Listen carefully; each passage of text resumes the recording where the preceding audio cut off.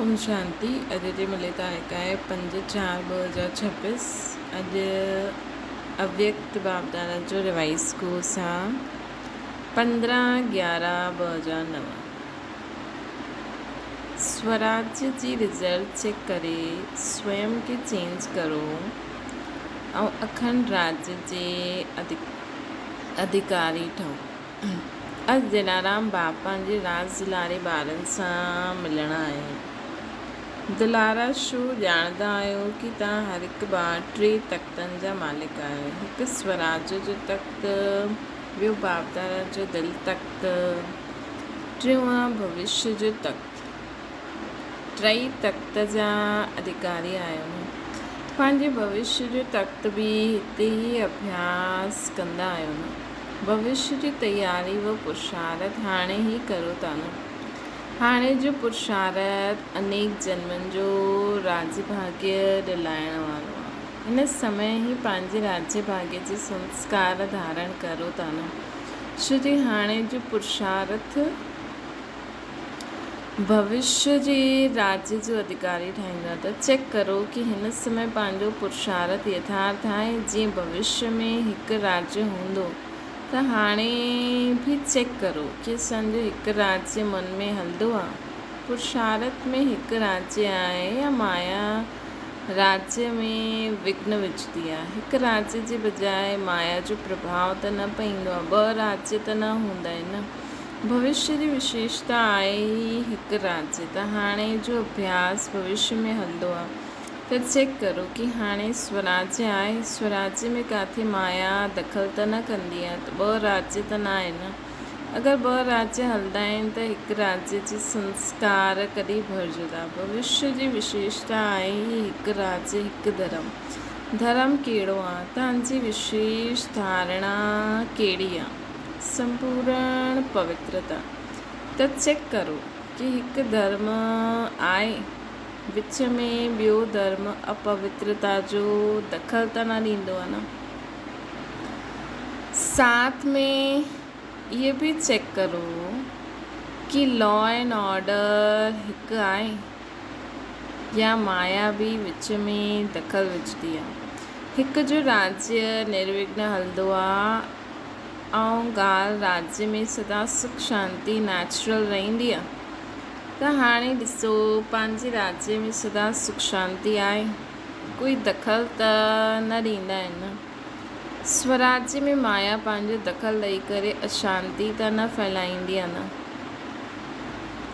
स्वराज्य में कोई सैल्वेशन, कोई प्रशंसा जो प्रभाव त माया न विझंदी आहे न। सदा सुख शांति आनंद प्रेम अतीन्द्रिय सुख कायम रहंदो आहे। छो जी ॼाणंदा आहियो कि भविष्य राज्य में सर्व प्राप्ति आहे, संपन्नता आहे, हिन कारण संतुष्टा बि आहे। त हाणे बि स्वराज्य संपन्न रहंदो आहे कि कोई कमी रहंदी आहे। छो जो हाणे जे पुरुषार्थ में अगरि कमी रहिजी वई त भविष्य अखंड राज्य जे अधिकारी कीअं ठहींदो? सॼो आधार हाणे जे पुरुषार्थ ते आहे। हाणे जी कोई भी कमी भविष्य के संपूर्ण राज्य के अधिकारी न ठही सकते हैं।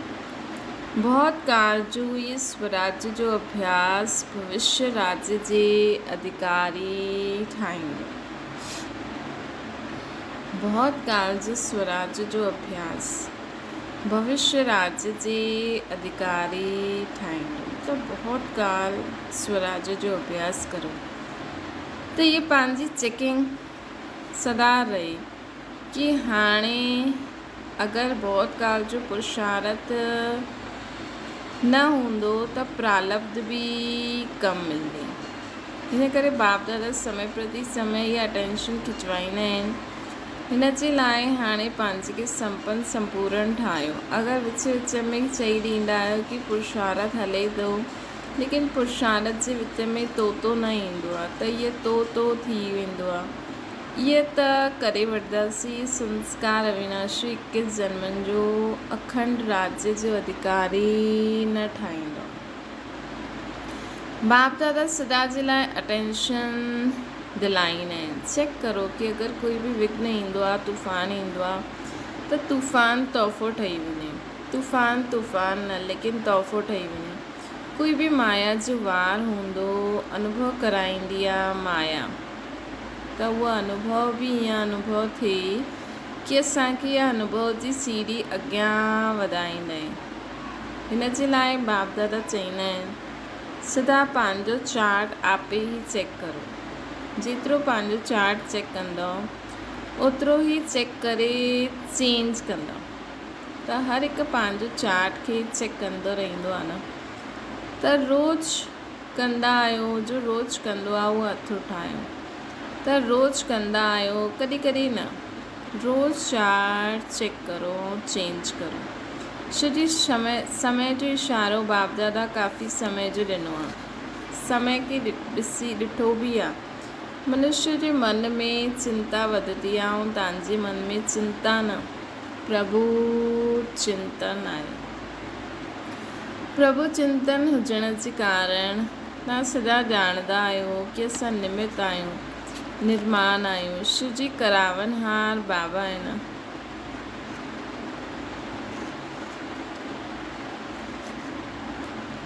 हिन जे कारण पंहिंजे मन में चिंता न आहे। करावनहार कराइनि था, इहा स्मृति सदा अॻियां वधाईंदी आहे। हाणे विशेष हर हिक खे इहो चेक करिणो आहे कि हिन संगम युग जो हिकु हिकु सेकेंड समय संकल्प शुभ हलंदो आहे। हिन समय जे महत्व खे ॼाणे हिकु सेकेंड न, लेकिन हिकु सेकेंड जी वैल्यू आहे, महत्व आहे। कॾहिं कॾहिं ॿार चवंदा आहिनि कि संकल्प हलियो, लेकिन 2-4 सेकेंड हलियो, लेकिन संगम समय जी वैल्यू आहे। हाणे हिकु सेकेंड हिकु घंटे जे बराबरि आहे, एतिरो हिन समय जी वैल्यू आहे न। छो जी बाप दादा चई ॾिनो आहे कि अचानक कहिड़े बि समय तव्हांजो फाइनल पेपर थींदो। बाप दादा बि ॿुधाईंदा न, हिन करे हिन समय जो अटेंशन स्वयं खे संपूर्ण ठाहिणो आहे। बाप दादा जो सर्व खज़ाना ॾिना आहिनि, हुन हिकु हिकु खज़ाने खे समय ते कार्य में लॻाइणो आहे। खज़ाने जे मालिक आहियो न, मालिक जी विशेषता आहे जंहिं समय जंहिं खज़ाने जी आवश्यकता आहे हुन समय उहो खज़ानो कार्य में लॻाईंदा आहिनि। तव्हां ऑर्डर करो समाइण जी शक्ति, त समाइण जी शक्ति कार्य में लॻंदी आहे। छो जी मालिक उनखे चइबो आहे न जो समय ते पंहिंजे खज़ाने खे कार्य में लॻाए सघे। त हाणे सभी खे एतिरो स्व ते अटेंशन ॾियणो आहे। सभिनि जे अंदरि बाप दादा ख़ुशी जो खज़ानो सदा ई चहिरे ऐं चलन में ॾेखारे में ॾे। ख़ुशी अविनाशी बाप जी देन आहे, त अविनाशी बाप जी देन खे अविनाशी रखो। ख़ुशी जे लाइ चइबो आहे ख़ुशी जहिड़ी खुराक न आहे, ख़ुशी जहिड़ो खज़ानो न आहे। त जंहिंजे अंदरि सदा ख़ुशी आहे उन्हनि जे नैननि सां, चहिरे सां, चलन सां ऑटोमेटिकली उहो ॾेखारे में ॾींदो आहे। बाप दादा जो वरदान आहे कि सदा ख़ुशि रहो, सदा ख़ुशी बांटो। छो जी ख़ुशी बांटण सां ख़ुशी वधंदी आहे। ॿियो कोई खज़ानो बांटण सां कमु थींदो आहे, लेकिन ख़ुशी जो खज़ानो जेतिरो बांटंदव ओतिरो वधंदो आहे। त चेक करो, ख़ुशी जो खज़ानो सदा क़ाइमु आहे। बाबा चवनि था चेक करो, ख़ुशी जो खज़ानो सदा क़ाइमु आहे। हाणे सभी ॿारनि खे, चाहे देश चाहे विदेश, सभी ॿारनि खे बाप दादा हिकु ॻाल्हि जी विशेष मुबारक ॾींदा आहिनि। कहिड़ी ॻाल्हि? जो सभिनि चाहे देश में चाहे विदेश में पंहिंजी उमंग उत्साह सां आत्माउनि खे बाप जो संदेश ॾिनो। सभिनि पंहिंजी ख़ुशी सां जो कार्य कयो, उन कार्य में प्रोग्राम हिकु कयो, हर जॻह हिकु प्रोग्राम कयो, लेकिन न जो फल 1000 गुणा प्राप्त कयो। बाप दादा खे इहे संकल्प आहे कि हाणे जे समय प्रमाण जो सर्कमस्टेंसिस आहिनि उहा अॻियां अॻियां नाज़ुक थींदा वेंदा, इन करे चाहे गांव चाहे कोई बि कोन हो, अहिड़ो उलना न रहिजी वञे की असांजो बाप आयो असांखे तव्हां संदेश न ॾिनो। हिन करे सभिनि जो उमंग उत्साह सां कार्य कयो, बाप दादा ख़ुशि आहिनि ऐं ईअं ई आपस में मिली करे अहिड़ा प्रोग्राम ठाहींदा रहो। बाप दादा ॾिठनि की उमंग उत्साह ऐं हिमत सभिनि पंहिंजी पंहिंजी विधि सां कार्य में लॻायो, लेकिन हाणे त सभिनि ॾाढो सुठो कयो। अॻियां बि समय प्रमाण इहे लक्ष्य रखियो की कोई बि कोन हो बिना संदेश जे रहिजी न वञे। इन में पंहिंजो बि पुरुषार्थ सुठो हलंदो आहे, आत्माउनि जो बि कल्याण थींदो आहे। सभिनि खे इहे प्रोग्राम सुठा लॻिया न, सुठा लॻिया त बाप दादा सभी ॿारनि खे इहे ई बार बार चईंदा आहिनि की आत्माउनि जे प्रति रहम दिल ठहो। अॼुकल्ह दुखी अशांति जे कारण सभी दिलि सां चईंदा आहिनि रहम करो, दया करो। त बाप जे साथी तव्हां ॿार आहियो त बाप ॿारनि द्वारा हाणे हर हिकु ॿार जो रहम दिल जो पाठ ॾिसणु चाहींदा आहिनि। तव्हांजो उमंग आहे न की दुखमय संसार बदिली करे सुखमय संसार अचिणो ई आहे। त सुखमय संसार अचण लाइ इहे दुख शांति जो विनाश थियणो ई आहे। थियण जे लाइ हालात बदिलनि था। त अॼु जो इहो ई बाप जो संदेश यादि रखो कि हाणे चाहे मन सां चाहे वाचा चाहे चहिरे चलन सां सेवा जी गति वधाईंदा हलो, पंहिंजो राज्य समीप लाहींदा हलो। अच्छा, हिन बार जो पहली बार आया बाप दादा सां मिलण उहो हथु उठायो। अच्छा, ॾाढा आहिनि, सभिनि उठायो, मुबारक हुजे। पोइ बि समाप्ति जे पहिरियों अची वियो, नयो जनम वरितो। हिन जी सभिनि जी तरफ़ सां हाणे अचण वारे ॿारनि खे बाप दादा ऐं चारों ओर जे ॿारनि द्वारा मुबारक हुजे, मुबारक हुजे। ब्राह्मण परिवार खे ॾिसी ख़ुशी थींदी आहे, लेकिन जो हाणे आया आहियो उन्हनि खे बाप दादा इहे ई चईंदा आहिनि कि हाणे ॾाढो समय बीती वियो, थोरो रहियो आहे, इन करे तीव्र पुरुषार्थ करिणो आहे। तीव्र पुरुषार्थ अॻियां वधंदो आहे, हलणो न आहे, उड़णो आहे। उड़ती कला जो पुरुषार्थ कंदव त बाबा जो वरसो देरि सां ईंदे उहे बि पूरो पंहिंजो हक़ वठी वठंदव। हर सेकेंड ख़ुशि रहणो आहे, सभिनि खे पैगाम ॾियणो आहे, संदेश ॾियणो आहे। अच्छा, अॼु जो बाप दादा चईं कि स्वराज्य अधिकारी ठही स्वराज्य जी रिज़ल्ट चेक करो। उहो चेक करण सां कोई बि कमी खे ॾाढो समय सां चेंज करिणो आहे। छो जी ॾाढे समय अखंड राज्य हलियो, हिन जी आवश्यकता आहे। ॾाढे समय जो पुरुषार्थ ॾाढो समय जी प्रारब्ध सां स्वतः ई अधिकारी ठहींदा आहिनि। हिन करे अंडरलाइन ॾाढे समय जो पुरुषार्थ हुजे। चेकिंग करो ऐं चेंज करो। चेकिंग करो, चेंज करो। चारों ओर जे बाप दादा जे दिल तक नशीन। हर हिकु ॿार खे बाप दादा रोज़ अमृत वेले विशेष शक्ति बांटदा आहिनि। अमृत वेलो विशेष वरदान शक्ति बांटदा आहिनि। त अमृत वेले जी शक्ति विशेष वरदान स्वीकार कंदा आहियो, उहो विशेष तीव्र पुरुषार्थी ठहींदा आहिनि। जो अमृत वेले जो विशेष शक्ति ऐं वरदान प्राप्त कंदा आहिनि, वो तीव्र पुरुषार्थी ठहींदा आहिनि। अमृत वेले जो महत्व रखणो अर्थात बाप दादा जे सदा दिल तक नशीन रहण। त कई ॿारनि जो अटेंशन आहे, बाप दादा रोज़ उन्हनि खे ख़ासि सर्टिफिकेट ॾींदा आहिनि। वाह ॿार वाह।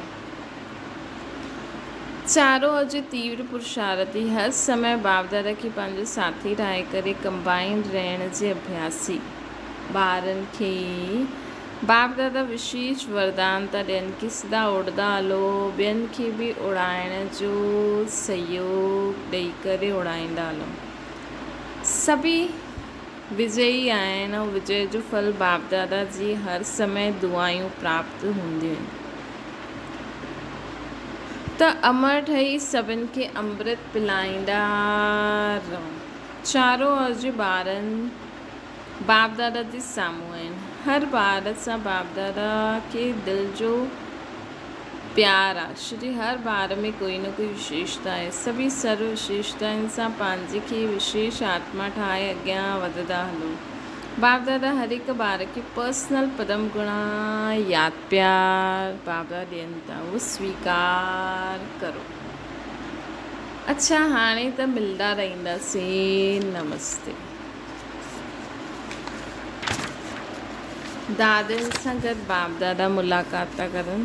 सभिनि ख़ूब चकर लॻाया। अॼुकल्ह अशांती वधंदी रहंदी आहे त सॼो ॾींहुं परेशान रहंदा आहिनि। ऐं शांती जो वाइब्रेशन शांती दिलाईंदो आहे त ख़ुशी थींदी आहे न। जे कोई थकल हुजे त हुनखे अधु घंटो बि आराम मिलंदो आहे त ख़ुशि थी वेंदा आहिनि। सुठो कई। सभी जॻह चाहे नंढा चाहे वॾा सभिनि सुठो कयो। उमंग जाते आहे उते ख़र्च जी कोई ॻाल्हि न आहे। एतिरी आत्माउनि खे संदेश त मिली वियो न, तव्हांजो उलाना त पूरो थी वियो। अच्छा, ईअं विच विच में प्रोग्राम ठाहींदा रहो। हर हिकु शहर पंहिंजे अनुसार जीअं बि करे इहा ठीकु आहे। डबल विदेशी वॾी भेणनि सां बाप दादा ॻाल्हाइनि था। बाप दादा खे ग्रुप खे बुलाए करे रिफ्रेश करण इहो सुठो लॻंदो आहे। श्री उते ॾाढा दूर रहंदा आहिनि। नज़दीक अचण सां हिकु ॿ जे गुण ॾेखारे में ॾींदा आहिनि। दूर सां पतो न पवंदो आहे त हिकु ॿ खे ॾिसी करे उमंग बि ईंदो आहे त आबू में इहो प्रोग्राम सुठो लॻंदो आहे। ऐं हिकु ॿ में उमंग भरे करे संगठन पको कंदा, इहो सुठो आहे। ठीकु आहे, ठीकु हलो था। हिकु ॿ जे सहयोग ॾियणो आहे, इन सां अॻियां वधंदा आहियूं। समय ॾींदा आहियो, पंहिंजी सेवा छॾे करे समय दिलि सां ॾींदा आहियूं। पंहिंजो कार्य पूरो कयो, सफलता थी, हाणे भले वञो। सभिनि सुठी मदद कई। फॉरेन जो बि कयो, इंडिया जो बि कयो। यूपी जोन जी सेवाधारियुनि सां बाप दादा सभी जोन खे चईंदा आहिनि कि हर हिकु पंहिंजे जोन में हिकु अहिड़ो ग्रुप ठाहियो जंहिं ग्रुप में सभी वर्ग जा हुजनि, जो तव्हांजे वर्ग ठहियल आहिनि। सेवा जे लाइ हर हिकु जोन पंहिंजे एरिया में हर वर्ग जी सेवा करनि था, कंदा बि रहंदा। लेकिन हर जोन में अहिड़ो ग्रुप सर्विस जो हुजे जंहिंमें हर वर्ग जो हिकु हुजे। ऐं जाते बि प्रोग्राम करो हुते उहो ग्रुप पंहिंजे वर्ग खे विशेष निमंत्रण ॾे। कोई बि वर्ग उलाना न ॾे कि असांखे संदेश न मिलियो। ऐं हर हिकु जो वैराइटी ग्रुप ठहिया आहिनि, उहा सेवा बि बढ़िया पंहिंजे वर्ग जी। ऐं साथ में हर हिकु पंहिंजो अनुभव ॿुधाए कि असांजे त हिन नॉलेज सां छा मिलियो ऐं छा अनुभव थियो। त हर जोन में अहिड़ो सेवा जो ग्रुप तयारु करो। चाहे भाषण करण जो टाइम एतिरो न मिले, लेकिन उन्हनि खे फंक्शन जे समय पुठियां लाइन में विहारे करे उन्हनि जो परिचय स्टेज पोट्री ॾेवे। हिकु ॿ जो अनुभव बि रखी सघंदा आहिनि। ऐं परिवार में रहंदे पंहिंजो कार्य कंदे हुए असांजी जीवन कीअं बीती, कीअं बदिली, इहे अनुभव चांस वठी करे टाइम हुजे त ॿुधावे। त ईअं विशेष माइक तयारु करो जो सेवा कंदा रहो।